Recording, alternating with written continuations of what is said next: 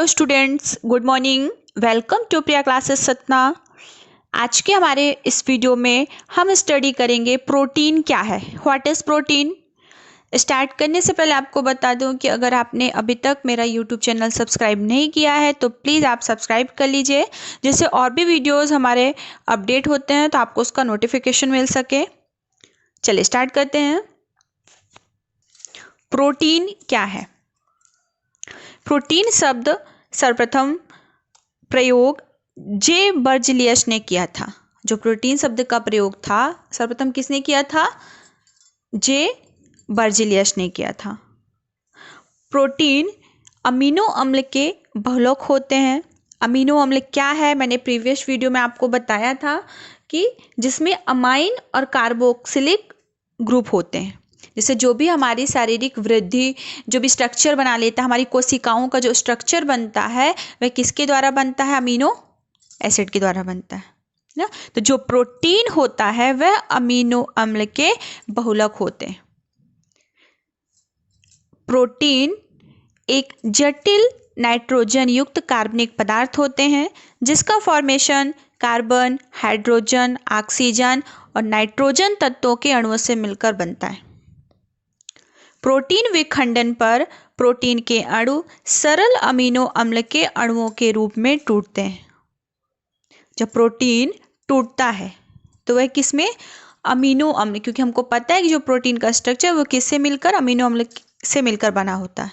ठीक है, तो वह जब प्रोटीन टूटेगा तो वह अमीनो अम्ल के अणुओं के रूप में टूट जाता है। लगभग 20 प्रकार के अमीनो अम्ल पाए जाते हैं। कुछ ऐसे प्रोटीन भी होते हैं जिसमें सल्फर, फास्फोरस, जिंक, कॉपर बहुत ही कम मात्रा में पाए जाते हैं। प्रोटीन बायोलॉजिकल एक्टिविटी के लिए आवश्यक होते हैं, जैसे शारीरिक वृद्धि हो गई, जैविक क्रियाएं हो गई। इन सब में प्रोटीन महत्वपूर्ण भूमिका निभाता है। बच्चों, क्या आप जानते हैं कि हमारे शरीर में 1 ग्राम प्रोटीन से कितनी एनर्जी प्राप्त होती है? 4.1 कैलोरी ऊर्जा। मानव शरीर का लगभग 15% भाग प्रोटीन से निर्मित होता है। सभी प्रोटीन में नाइट्रोजन पाया जाता है। ये हो गया हमारा प्रोटीन का इंट्रोडक्शन एंड डेफिनेशन। अब हम पढ़ेंगे classification and types of protein. Protein 3 प्रकार के होते हैं: सरल प्रोटीन, संयुक्त प्रोटीन और व्युत्पन्न प्रोटीन। सरल प्रोटीन वे प्रोटीन होते हैं जो केवल अमीनो अम्ल के बने होते हैं, अमीनो एसिड के बने होते हैं। क्या कहलाते हैं? सरल protein. Example globulins, albumins, histone. संयुक्त प्रोटीन वे प्रोटीन जिसमें अमीनो अम्ल के साथ कुछ अन्य पदार्थ जुड़े होते हैं। नाम से स्पष्ट हो रहा है संयुक्त, मतलब एक अमीनो अम्ल के साथ में कुछ और अन्य पदार्थ भी जुड़े होते हैं। क्या कहलाएंगे? संयुक्त प्रोटीन। जैसे ग्लोब्यूलो प्रोटीन, ये ग्लाइकोप्रोटीन। थर्ड है हमारा व्युत्पन्न प्रोटीन। वे प्रोटीन जो प्राकृतिक प्रोटीन की जलीय अपघटन से बनते हैं, जैसे प्रोटीन्स। अब हम जानेंगे कि प्रोटीन की कमी से कौन से रोग होते हैं।